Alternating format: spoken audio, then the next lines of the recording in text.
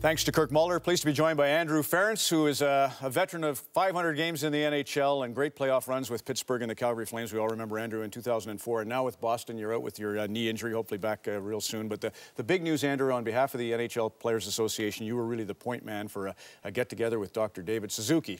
And he's a wonderful man, and what you're doing is great. There's the press conference yesterday. I think we might even see Paul Kelly, the new executive director, here in this footage. But tell us about the initiative, what you're doing. Well, it's a fantastic initiative that we started in Calgary last year, and basically it's going carbon neutral for all of our travel throughout the year. Working with Dr. Suzuki and his foundation, we wanted to broaden the program, and we took it to the PA this summer and said, hey, you know, we should tell the other guys about this and let's give it a shot and, you know, see how many guys we can get to go carbon neutral this year.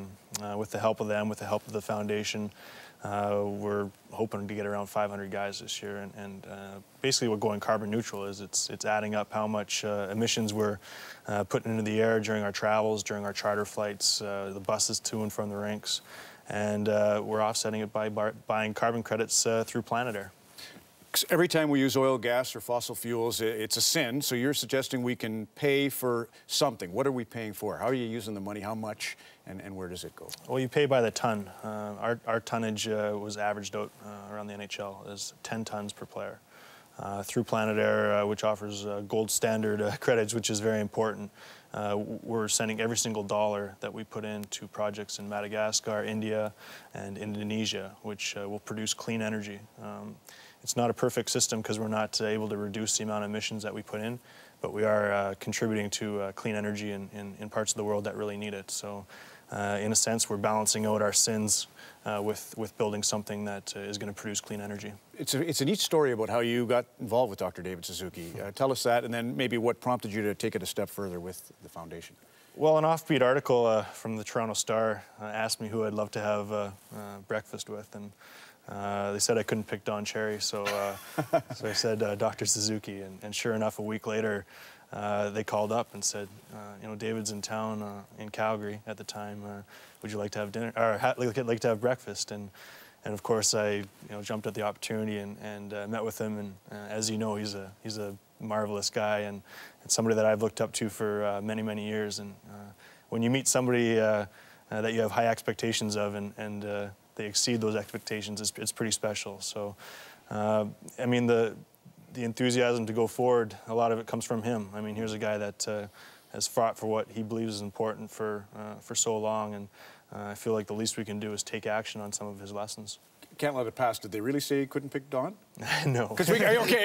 I was just trying to get yeah, he'd have been points out here in a second in a heartbeat with a beer or something for you. Yeah. The thing about the paying, it's a noble idea to create the wind farms, hydroelectric, new forms of fuels, but it's almost like we're forgiving our sins by buying our way out of it. And that's the one argument that's made is, you know, for us to really make a difference in our wealthier world, we're going to have to cut back fossil fuels by 95%. So what would you suggest we do? Not to get into a long discussion about that, but will the players get involved that way as well? Without a doubt, carbon neutral isn't a perfect solution. I think the great thing about this program is it's going to introduce a lot of guys around the league into doing something and taking action.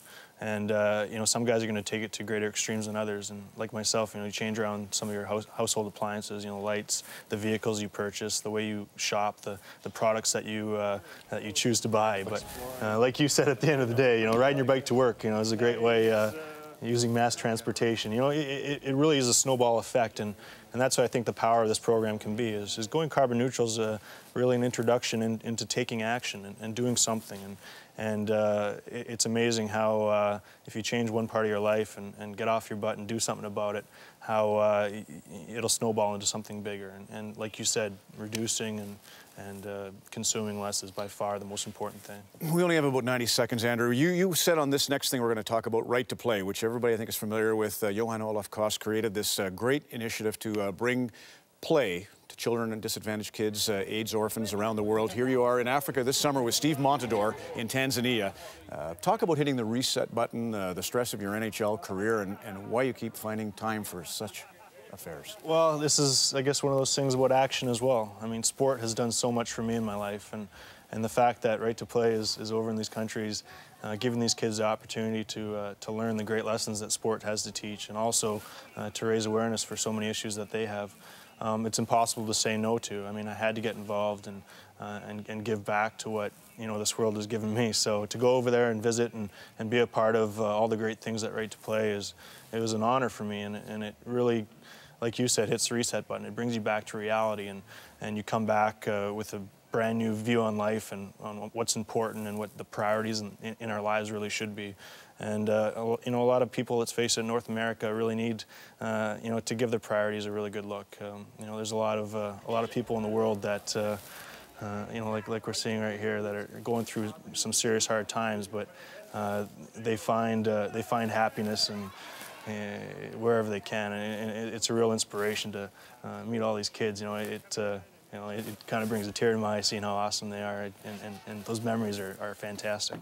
Listen, to your wife, Krista, and your baby for letting you go to Nesson. I should mention the folks at Nesson, Rob Simpson and the cameraman for the great job in Africa. Congratulations, and the NHLPA, good luck with that. Thanks for having me.